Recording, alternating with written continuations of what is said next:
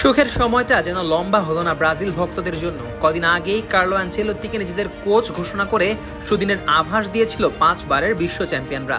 তবে ক্যালেন্ডারের পাতায় সপ্তাহ না ঘুরতেই এবার নতুন ধরনের শঙ্কা উপস্থিত ব্রাজিলের সামনে। সমস্যা এমনই গুরুতর, এর প্রভাবে আসতে পারে ফিফার নিষেধাজ্ঞাও। বিগত কয়েক বছর ধরেই নড়বড়ে অবস্থানে ছিলেন ব্রাজিল ফুটবল ফেডারেশনের সভাপতি এডনাল্ডো রড্রিগেজ। একাধিক বিতর্কের কারণে বারবার প্রশ্নের মুখে পড়তে হয়েছে তাকে। ব্যাপারটা গড়িয়েছিল আদালত পর্যন্ত। এবার তাকে পদচ্যুত করেছেন রিও ডি জেনেরিওর একটি আদালত।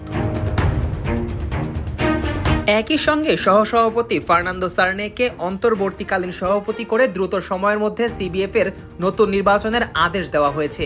ব্রাজিলের স্থানীয় সময় বৃহস্পতিবার এক আদেশে রদ্রিগেজকে তার দায়িত্ব থেকে অপসারণের কথা জানান রিও ডি জেনেইরোর প্রাদেশিক আদালত। যদিও আদালতের রায় প্রত্যাখ্যান করেছেন এডনাল্ডো রড্রিগেজ, ফেডারেশনের পদ ফিরে পেতে আপিল করেছেন দেশটির সুপ্রিম কোর্টে।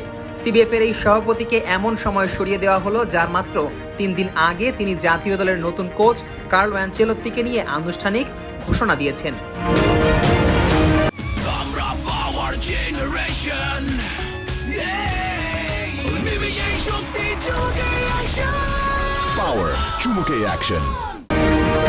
বিগত বছর গত মার্চে এডনাল্ডো রড্রিগেজ পুনর্নির্বাচিত হয়ে 2030 সাল পর্যন্ত ব্রাজিলের ফুটবলের প্রধান পদে আসীন হয়েছিলেন। কিন্তু বিচারক গ্যাব্রিয়েল ডি অলিভিয়েরো জেফিরোস তার জায়গায় সাময়িক সময়ের জন্য বসিয়েছেন সহসভাপতি সার্নেকে। তিনিই মূলত স্বাক্ষর জালিয়াতির অভিযোগে এডনাল্ডোকে সরিয়ে দেওয়ার আবেদন জানিয়েছিলেন আদালতে। আদালতের আদেশে সাময়িক সময়ের জন্য ব্রাজিল ফুটবলের প্রধান হওয়া সার্নে এক বিবৃতিতে জানিয়েছেন তিনি নতুন নির্বাচন আয়োজনের কাজ শুরু করতে যাচ্ছেন।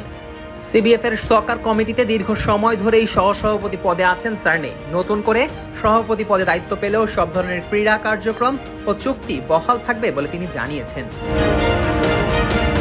এছাড়া ইতিমধ্যেই আনচেলত্তির চুক্তি বৈধ বলে নিশ্চিত করেছে সিবিএফ, যাতে সম্মতি দিয়েছে কোচ এবং সিবিএফ উভয় পক্ষ। তবে আদালতের এমন সিদ্ধান্তের ফলে নিষেধাজ্ঞার মুখে পড়তে পারে ব্রাজিলের ফুটবল। 2023 সালের ডিসেম্বরেও এমন শঙ্কা তৈরি হয়েছিল, যদিও সেবারে সমস্যা জটিল হওয়ার আগেই নিজের পদ ফিরে পান এডনাল্ডো। সুপ্রিম কোর্ট সেবার তাদের আদেশ প্রত্যাহার করে নিয়েছিল। ফিফার আইন অনুযায়ী সদস্য অ্যাসোসিয়েশনে বাইরের হস্তক্ষেপ বৈধ নয়। এ কারণে রদ্রিগেজকে সরিয়ে দেওয়ার ঘটনায় সিবিএফ আন্তর্জাতিক ফুটবলে নিষেধাজ্ঞার মুখে পড়তে পারে। এর আগে দক্ষিণ এশিয়ান দেশ পাকিস্তান ও ফেডারেশনের কাজে সরকারি হস্তক্ষেপের কারণে প্রায় 5 বছরের জন্য নিষিদ্ধ হয়েছিল।